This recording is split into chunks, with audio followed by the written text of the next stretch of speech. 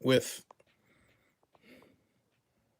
straight from the horse's mouth what Steve Isbitz wrote, who is Joe Bucks of Joe Bucks blog and of JoeBucksFan.com. And I didn't think Steve had this kind of post in him, but this is a key reason why I assert that Devin White not only should be fined, but suspended and an investigation on why this horse collar tackle by Devin White really occurred.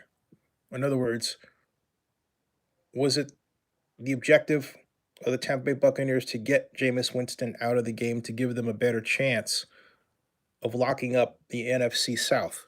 Look at what he wrote. Steve writes, yes, it was a horse collar, and it may have locked up the NFC South for Tampa Bay, even though they lost the game. Okay? Even though they lost the game. He wrote this after the game. There's no, oh, well, maybe he wrote it during the game and he thought the Bucs were going to win. No, he wrote this a day after, November 1st. All right? And this is what he wrote. He writes, from the NFL rule book, no player shall grab the inside collar of the back or the side of the shoulder pads or jersey, or grab the jersey at the nameplate or above, and pull the runner toward the ground. This does not apply to a runner who is in the tackle box or to a quarterback who is in the pocket. Jameis Winston was out the pocket. The screenshot above is the moment savior linebacker, that's what he calls him, savior linebacker, Devin White, dragged scrambling Saints quarterback Jameis Winston to the ground yesterday, and subsequently Jameis tore up his left knee and didn't return. Preliminary reports say he blew his ACL and is done for the year. It's actually worse than that, folks. It's more like a injury that Cincinnati Bengals quarterback out of LSU, Joe Burrow, sustained. Then he goes on to write, ugly injury, an unfortunate result of an unlawful but aggressive without malice play by White. How does Steve know it was without malice? And then he goes on to blog, however, it might be the biggest play of the Bucs season to date. And then he says, yeah, nobody, third stringer quarterback Trevor Siemian carved up and beat the Bucs in Jameis' absence. But does anyone really believe the Saints can succeed long term with Siemian or even number 2 quarterback Taysom Hill whenever he returns from a concussion? And then he goes on to blog something that isn't true. Jameis isn't great, but Joe believes the loss of him at least costs the Saints a game remaining on their schedule. In other words, they're not going to win because of Jameis. And then he explains that schedule includes the Buffalo Bills, the Dallas Cowboys, and the Tennessee Titans in addition to the Bucs. And then he goes on to finish that Joe's not cheering for dude's injury. Yes, he is. And then he write blogs, but Joe appreciates what Devin White's fire and hunger delivered yesterday in that moment. I mean, come on, Steve. I mean, I didn't think you were this. I didn't think you were this kind of person. The quarterback that was once their own, Jameis Winston, was knocked out in a fashion that even he writes is illegal. And this is why I say there should not only be a hefty fine placed on there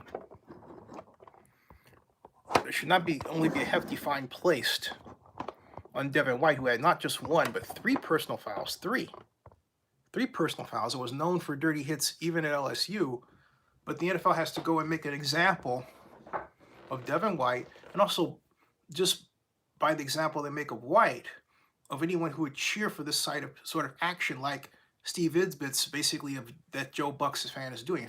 The NFL, what the NFL needs to do is go and take repellent to this whole issue and spray it right in their faces, okay? Spray it. I mean it. Just, okay? Spray it. Stop this crap. Because this is ridiculous. Absolutely ridiculous. And get the insects out. Get them away. Because because this has gone out of hand. This is absolutely ridiculous. This sort of thing shouldn't happen, okay? It just shouldn't happen. Because given his post, Antoine Winfield's reaction basically making Jameis eat the W style, and Bruce Arians' basically overall lack of contrition regarding what happened with Jameis, it looks to me, in my opinion, like the Buccaneers intended to put Jameis out of the game. For the reasons that Joe Bucs fan spelled out clearly in black and white. All right? Take bug spray to these people. This is ridiculous. And for Steve, who I have talked with repeatedly about how the Buccaneers were not using a ball control passing offense, and they were using an offense that was creating interceptions for Jameis and sacks.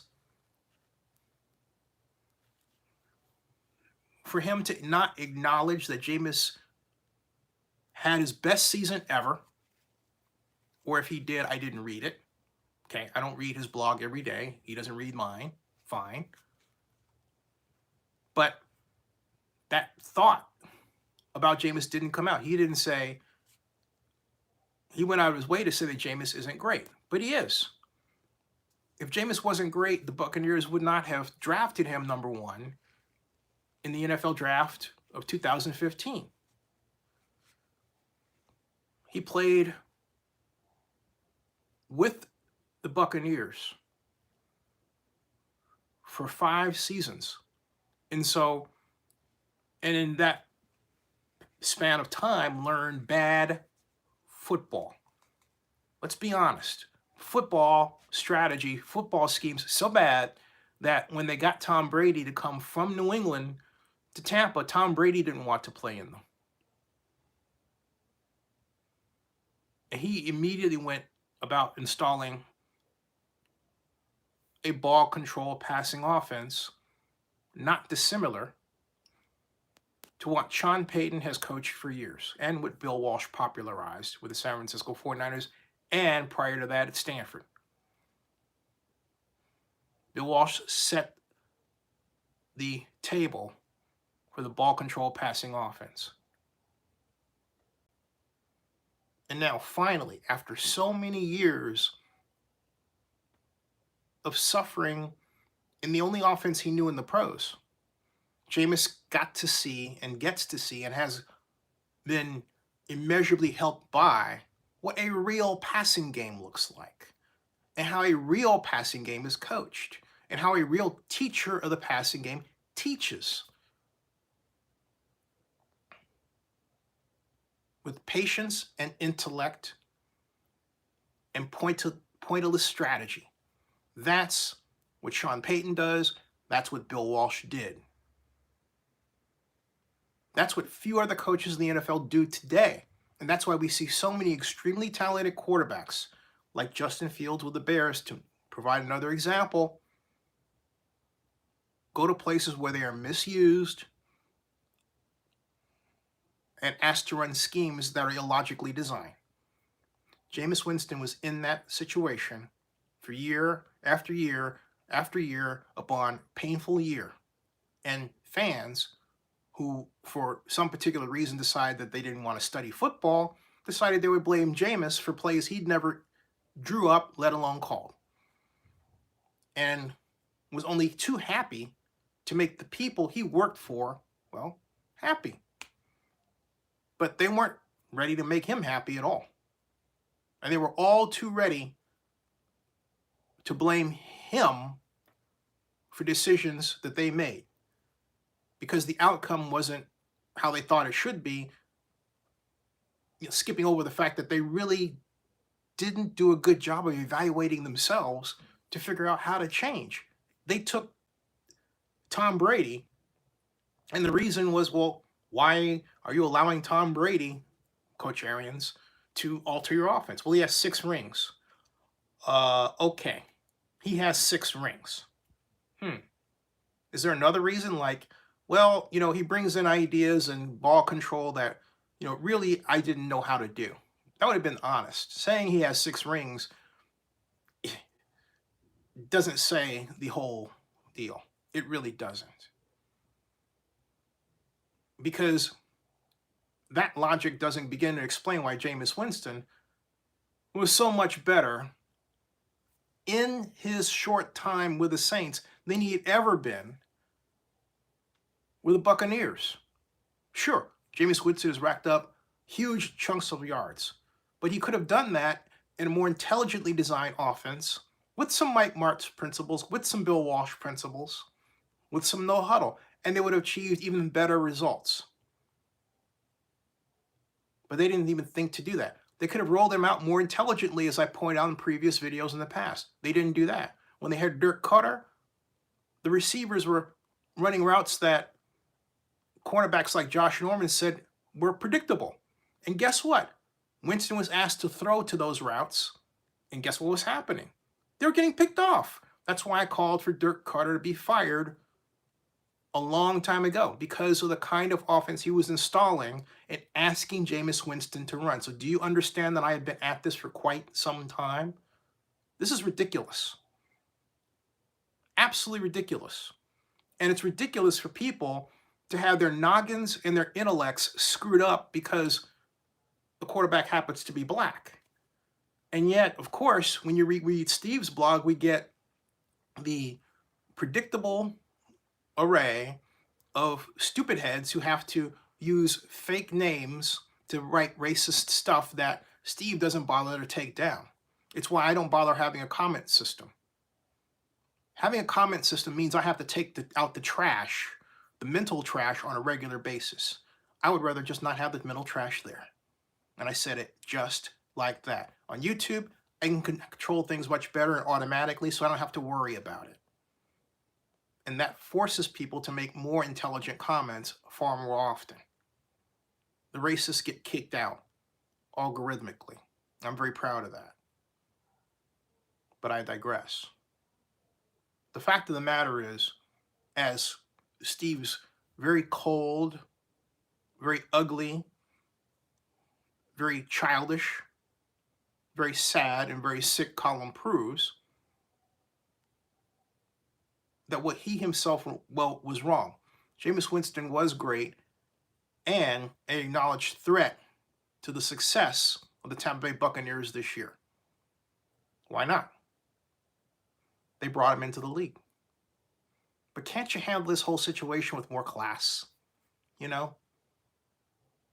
You're celebrating the injury of the man. I don't care what you write, Steve. That's what you did. That's what you did. You celebrated the injury of the man. And you can't be passive aggressive about it. You're trying to say, well, okay, I'm celebrating his injury, but, I'm really not. One little throwaway line does not eliminate whole paragraphs of gushing and calling Devin White your savior, even though he lost the game. In other words, he was your savior simply because he knocked Jameis Winston out of the game and out for the season. And thank God, not out of football for the rest of his life, which could have happened. The National Football League needs to exact a heavy fine and suspension on Devin White.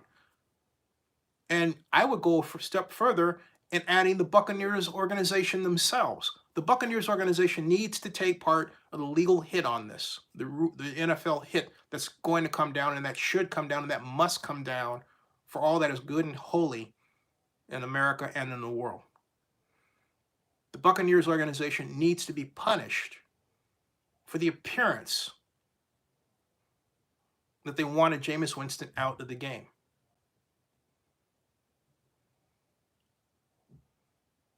Devin White needs to be out of the ability to play football for a couple of games, perhaps 4. Because he committed not 1, not 2, but 3 personal fouls.